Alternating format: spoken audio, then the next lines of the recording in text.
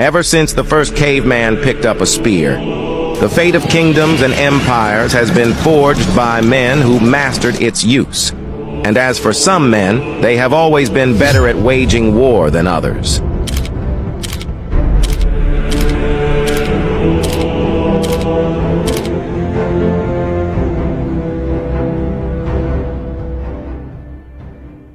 Spartans, a warrior race in ancient Greece, were arguably the greatest military culture in the history of warfare.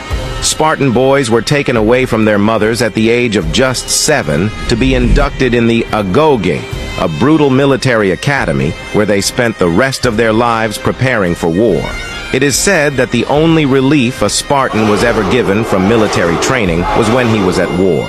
Growing up in Sparta was no picnic, as the Spartan Elders employed cruel and unique tactics to train their boys.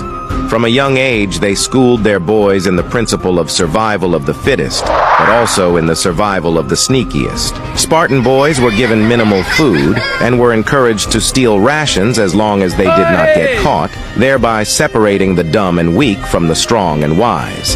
The men who excelled in training became part of the elite troop known as the hoplights. Every Spartan hoplite wielded a long spear, short sword, and a small circular shield. The principal Spartan tactic was the phalanx, which required highly disciplined and coordinated maneuvers only possible in practical battlefield conditions after lengthy and rigorous training. It was this very tactic used by the renowned 300 Spartan hoplites to defend the narrow pass of Thermopylae against 100,000 Persians for 3 days. According to written records by Plutarch, Spartan mothers on the eve of war told their sons, "Spartan, come back with your shield or on top of it. The Norseman cometh!" is a cry that echoed across vast regions of coastal Europe, announcing the imminent arrival of a Viking raiding party. While all Vikings were ruthless, among them were a separate breed of Norse warriors, the berserkers. These warriors performed secret rituals and used substances to escape the realm of ordinary mortals. They were immune to any pain and fatigue, charging as mad hounds into battle fighting naked with no armor. The sight of even a small phalanx of berserkers leading an attack had the enemy simply dropping their weapons and running. They didn't care much for strategy and politics, but simply went with the flow. While they were arguably more terrifying than any other warrior group, they were too dangerous for their own good. The berserkers' frenzy and savagery caused them to commit uncontrollable acts, such as biting their shields and killing their own men in the heat of battle. As the name suggests, they went absolutely berserk. Knight Templars were the most unique and mysterious warrior group in history.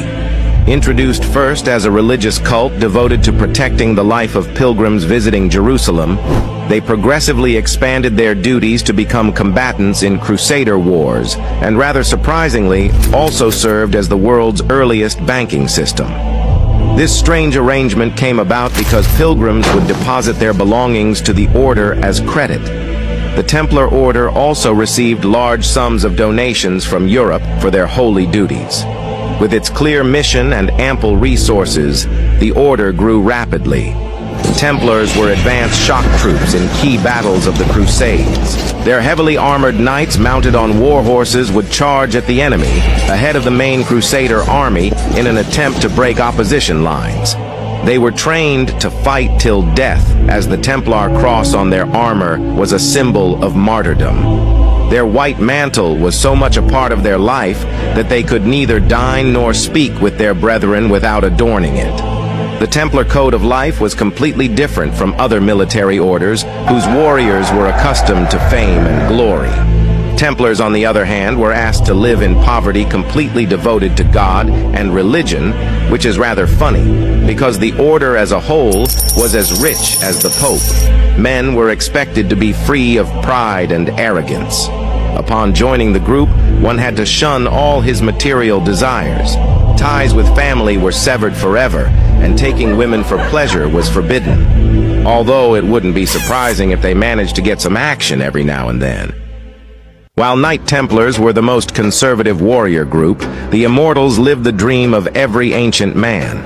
They were conspicuous for the large amount of gold they adorned as they indulged in pleasure living a lavish lifestyle. Immortals was a name given by Herodotus to this elite infantry unit of 10,000 soldiers in the army of the Persian Empire. Their maintenance of this number led to their name, the Immortals.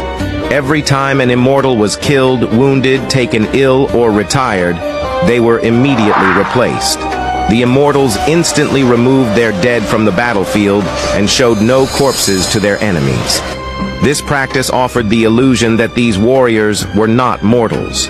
No matter how many the enemies killed, their number would remain 10,000 strong.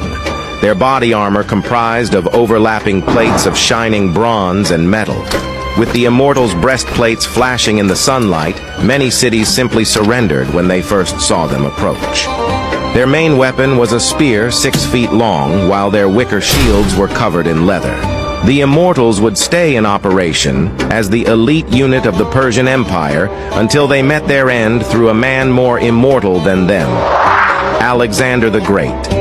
They were defeated at the hands of Alexander in the Battle of Gaugamela, which marked not only their end, but also their empires. Perhaps not immortal after all. Like a storm unleashed from the very steps that birthed them, Mongol horse riders descended upon nations, making them extinct.